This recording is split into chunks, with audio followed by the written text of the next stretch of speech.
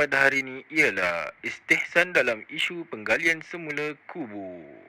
Assalamualaikum warahmatullahi taala wabarakatuh. Hari ini saya ingin membentangkan tajuk istihsan. Okey, apakah itu istihsan? Istihsan merupakan salah satu sumber hukum untuk pengeluaran hukum syarak yang telah digunakan oleh para fuqaha Islam.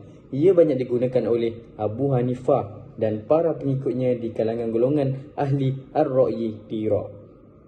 Istilah istihsan sangat sinonim dengan Abu Hanifah dan mazhab Hanafi sehingga beliau dianggap sebagai pemimpin bagi pemikiran istihsan ini. Mereka juga menerangkan maksud istihsan yang dibawa oleh Abu Hanifah meletakkan kaedah-kaedah yang perlu diikut dalam menggunakan dalil ini dan menyusun pembahagian-pembahagian yang terdapat dalam istihsan.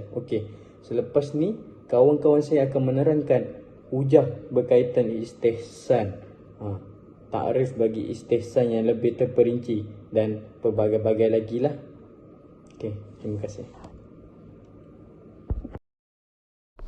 Definisi istihsan.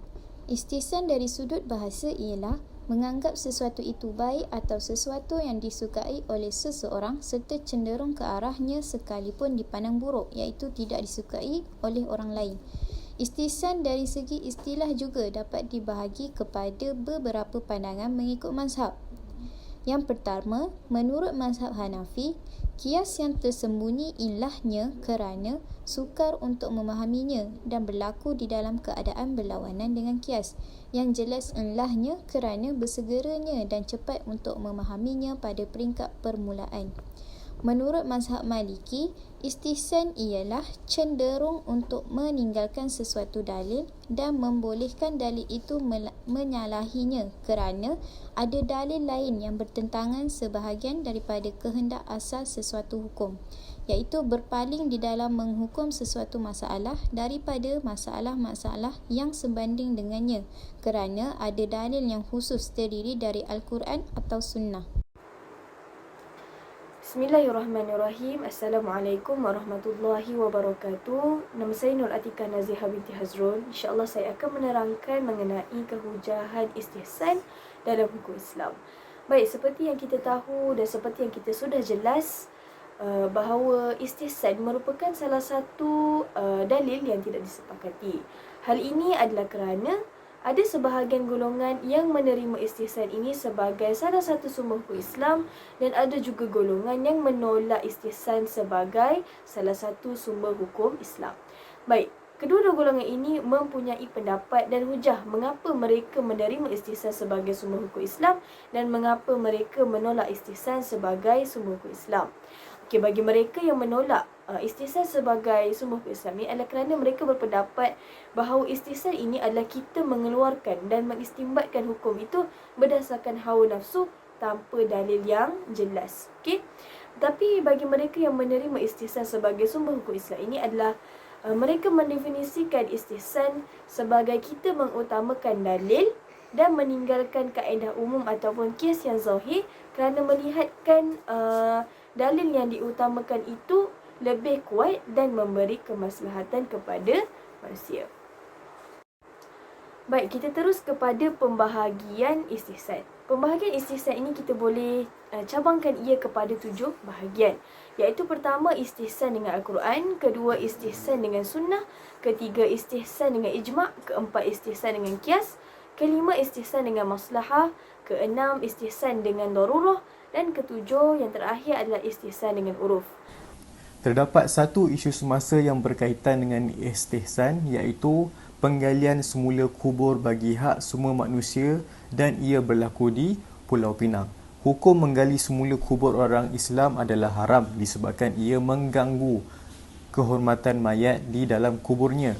Walau bagaimanapun, para ulama memberi kelonggaran bagi hukum ini dalam keadaan-keadaan tertentu sehingga memerlukan penggalian semula kubur orang Islam.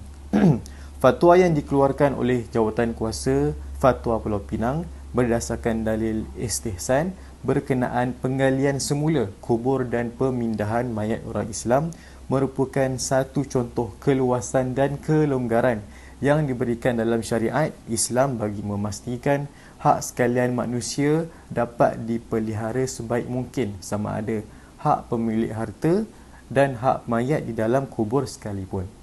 Apakah aplikasi ihtisan dalam fatwa menggali semula kubur? Jadi kita dapat tengok hukum sebenarnya hukum asal menggali kubur adalah haram.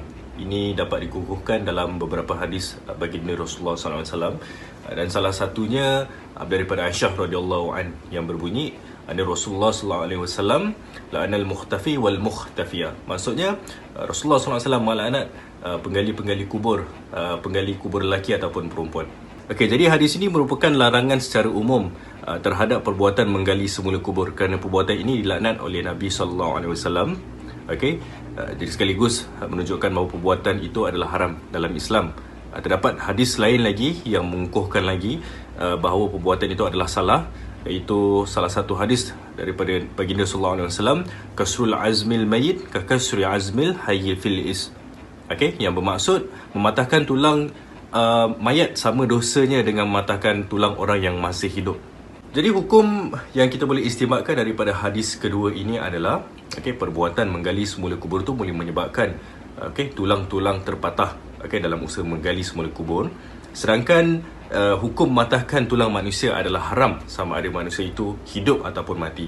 Ini adalah demi kerana menjaga kehormatan kejadian manusia yang telah dimuliakan oleh Allah Subhanahu Wa Taala. Seperti banyak difirmankan oleh Allah Subhanahu Wa Taala, A'udzubillahi minasyaitonirrajim. Walaqad karramna bani Adam wa hamalnahum fil barri wal bahr wa razaqnahum minat thayyibat wa faddalnahum ala katsirin mimman khalaqna tafdila. Yang bermaksud, dan sesungguhnya kami telah memuliakan anak-anak Adam dan kami telah memberi mereka menggunakan berbagai-bagai kenderaan di darat dan di laut, dan kami telah memberikan rezeki kepada mereka dari benda-benda yang baik-baik, serta kami telah lebihkan mereka dengan selebih-lebihnya atau banyak makhluk-makhluk yang telah kami ciptakan. Jadi ayat ini menunjukkan betapa tingginya kedudukan manusia semenjak dari awal kejadian ini lagi.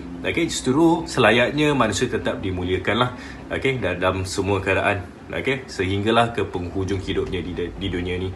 Jadi berdasarkan ayat ini juga ilah bagi pengharaman mematahkan tulang manusia sama ada yang masih hidup ataupun telah mati, berpandukan daripada hadis yang saya sebutkan tadi, ialah untuk menjaga kehormatan manusia yang telah dimuliakan sendiri oleh penciptanya. Okey, setelah kamu mendengar apakah penjelasan-penjelasan yang diberi oleh kawan-kawan saya, di sini saya ingin menyampaikan yang terakhir, kesimpulannya. Okey, apakah kesimpulan kita boleh buat berdasarkan tajuk istihsan ini? Kesimpulannya adalah pentakrifan istihsan yang tepat perlu menggabungkan dua unsur penting bagi konsep ini, iaitu unsur perbandingan dan maslahah. Okey, kedua-dua unsur ini perlu dinyatakan kerana permasalahan yang menggunakan konsep istihsan mempunyai sekurang-kurangnya dua dalil. Okey, sekurang-kurangnya apa? Sekurang-kurangnya dua dalil yang bertentangan, iaitu antaranya kaedah umum atau kias zahir dengan satu dalil yang lain sebagai sandaran bagi istihsan. Oleh itu, seorang mujtahid perlu memastikan dalil istihsan ini dapat memberi lebih kemaslahatan kepada manusia sehingga ia dapat menolak kaedah umum atau kias zahir bagi permasalahan tersebut. Okey? Jelas? Terima kasih. Anta nurullahi fajran ji'ta ba'da al-usri yusran.